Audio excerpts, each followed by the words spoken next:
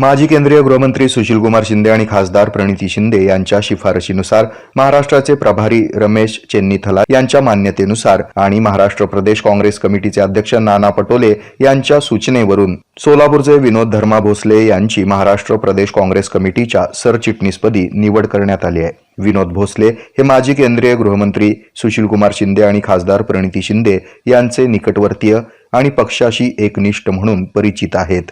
गेल्या अनेक वर्षांपासून ते काँग्रेस पक्षामध्ये सक्रिय आहेत। काँग्रेसचे दिवंगत नेते धर्मा भोसले यांचे ते चिरंजीव असून स्वतः उच्च शिक्षित म्हणजेच सीए आहेत।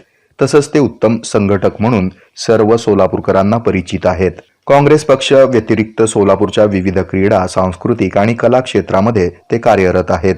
शिवजन्मोत्सव आणि नवरात्र महोत्सवामध्ये शहरात कार्यरत आहेत। तसंच सोलापूर महानगरपालिकेमध्ये नगरसेवक म्हणून ते कार्यरत होते। मनमिळावू आणि सर्वांना बरोबर घेऊन जाणारं नेतृत्व म्हणून विनोद भोसले यांचा परिचय आहे। या निवडीबद्दल माजी केंद्रीय गृहमंत्री सुशीलकुमार शिंदे, खासदार प्रणिती शिंदे, माजी मंत्री विश्वजित कदम, माजी आमदार दिलीप माने, सोलापूर शहर काँग्रेस कमिटीचे अध्यक्ष चेतन नरोटे, माजी मंत्री सिद्धाराम मेत्रे आणि माजी आमदार प्रकाश येलगुलवार यांनी विनोद भोसले यांचं अभिनंदन केलंय।